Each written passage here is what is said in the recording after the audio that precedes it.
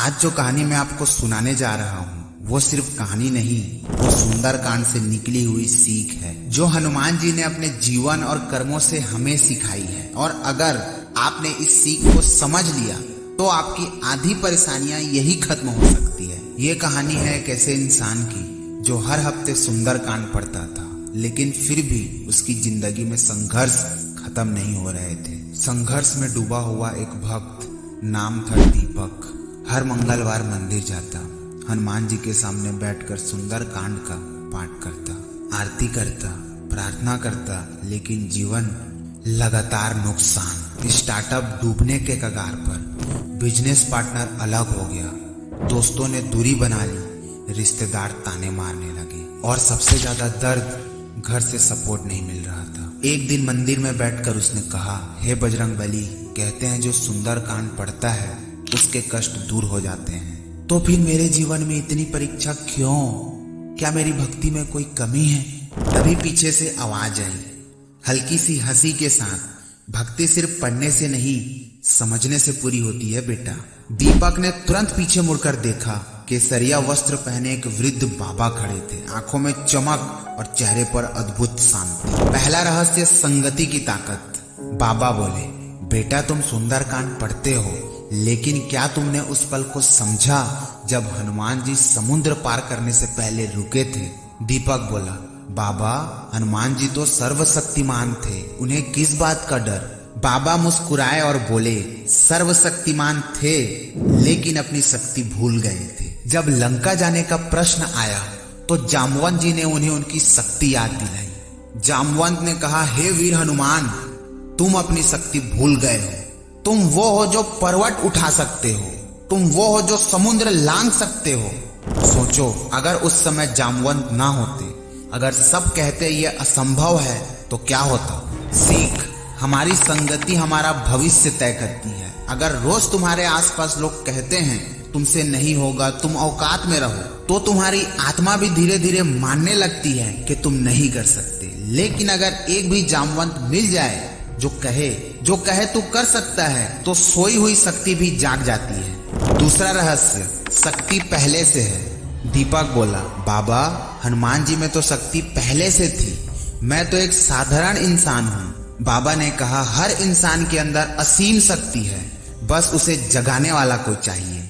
मैं तुम्हें एक कहानी सुनाता हूँ। एक दिन शाम के समय मैं एक पार्क में टहल रहा था, हल्की ठंडा हवा चल रही थी, बच्चे इधर उधर खेल रहे थे, कुछ लोग जॉगिंग कर रहे थे।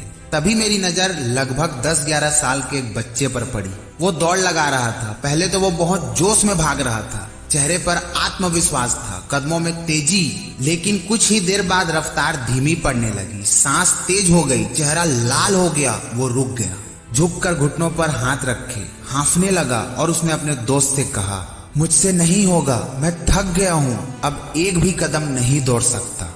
उसकी आवाज में हार साफ झलक रही थी, जैसे उसने खुद ही फैसला कर लिया हो कि उसकी सीमा यही खत्म है। उसी समय थोड़ी दूर पर खड़े उसके पापा जोर से चिल्लाए, तू कर सकता है बेटा, बस थोड़ा और, तू रुकने के लिए नहीं बना।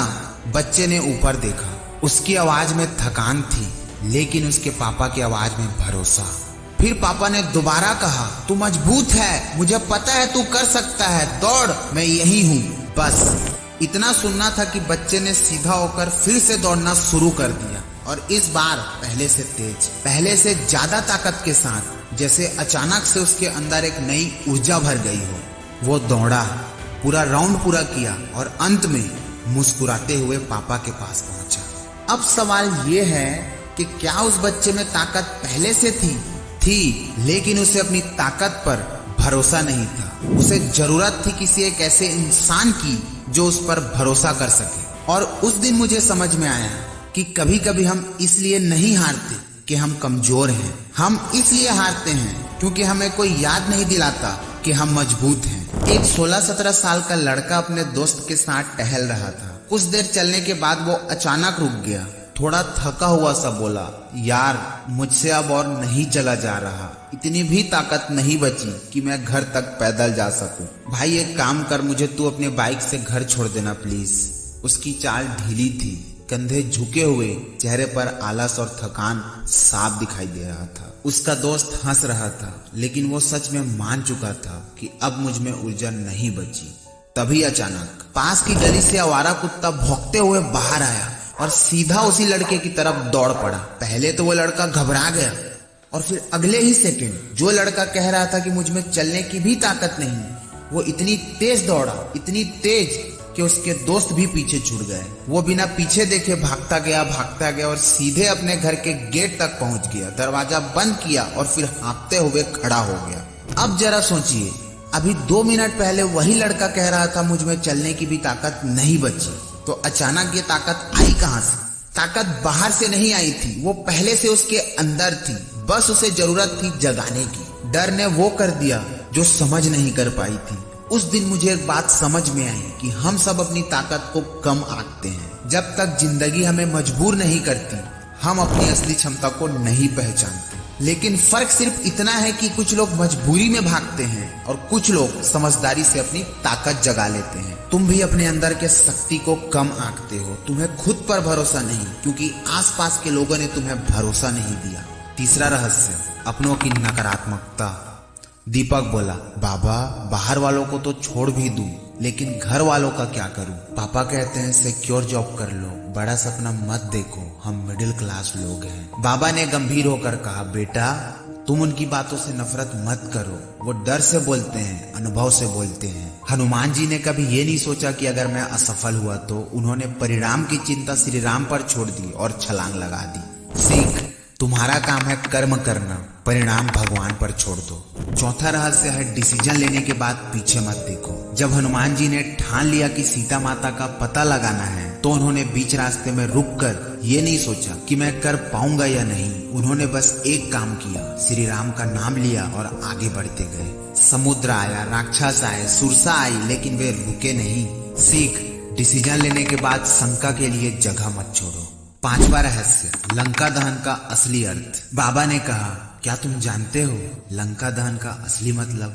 लंका सिर्फ शहर नहीं थी, लंका थी अहंकार की, डर की, संदेह की। हनुमान जी ने पहले अपने अंदर की लंका को जलाया, फिर बाहर की लंका जली। सीख, जब तक तुम अपने अंदर के डर को नहीं जलाओगे, बाहर की जीत नहीं मिलेगी। अंतिम और सबसे महत्वपूर्ण रहस्य, सेवा भाव। बाबा ने कहा, हनुमान जी ने कभी खुद के लिए काम नहीं किया, हर काम श्री राम के लिए। जब काम सेवा बन जाता है ना, तो डर खत्म हो जाता है, क्योंकि तब तुम सफलता के लिए नहीं, कर्तव्य के लिए काम करते हो। उस दिन मंदिर से निकलते समय दीपक बदला हुआ था। समस्या वही थी, बिजनेस वही था, लोग वही थे, लेकिन सोच बदल गई थी। उसने तय किया कि मैं संगति बदलूंगा, मैं अपनी शक्ति पहचानूंगा, मैं परिणाम भगवान पर छोड़ दूंगा। मैं डिसीजन लेके पीछे नहीं देखूंगा। और सच मानो, जिस दिन इंसान बदल जाता है, उसी दिन उसकी किस्मत बदलने की शुरुआत हो जाती है। अंतिम संदेश, दोस्तों सुंदरकांड सिर्फ पढ़ने की चीज नहीं है, वो जीने की किताब है। हनुमान जी ने हमें ये सिखाया कि अगर लक्ष्य बड़ा हो तो छलांग भी बड़ी लगानी पड़ती है। अगर दुनिया तुम्हें कमजोर कहे तो अपनी शक्ति याद करो, और अगर मन डगमगाए तो श्री राम का नाम लेकर आगे बढ़ो। बाकी सब बजरंगबली पर छोड़ दो। जय श्री राम, जय हनुमान। अगर इस वीडियो ने आपके दिल को छुआ है तो इसे लाइक जरूर करें, कमेंट में लिखें जय बजरंगबली, ताकि मुझे पता चले कि आप भी अपने अंदर के शक्ति को जगाने के लिए तैयार हैं। और अगर आप ऐसे ही सुंदरकांड और गीता से निकली जीवन बदल देने वाली सीख सुनना चाहते हैं, तो चैनल को अभी सब्सक्राइब करें, क्योंकि अगली बार हम फिर मिलेंगे एक नई कहानी के साथ, जो सिर्फ कहानी नहीं होगी, जो आपकी जिंदगी बदलने की शुरुआत होगी। और इस वीडियो को दूसरे लोगों के साथ भी शेयर करें, ताकि उनकी भी मदद हो, और अगली बार हम फिर मिलेंगे एक नई कहानी के साथ। अच्छा, एक सेकेंड, मुझे ये बताइए कि क्या लोग आपकी भी रिस्पेक्ट नहीं करते, वैल्यू नहीं करते? तो अभी कुछ दिनों पहले मैंने एक वीडियो बनाई थी जिसको लोग बहुत पसंद कर रहे हैं, जिसमें मैंने 6 ऐसे सिंपल रूल्स बताए हैं जिसको कोई भी फॉलो करके आसान तरीके से अपनी वैल्यू और रिस्पेक्ट बढ़ा सकता है। क्या आप भी अपना सम्मान बढ़ाना चाहते हो, वैल्यू बढ़ाना चाहते हो? तो स्क्रीन पे आपको एक वीडियो दिख रही होगी, उस पे टैप करके आप वीडियो को वॉच कर सकते हो। मैं आपसे वही मिलूंगा। जय हिंद, जय भारत।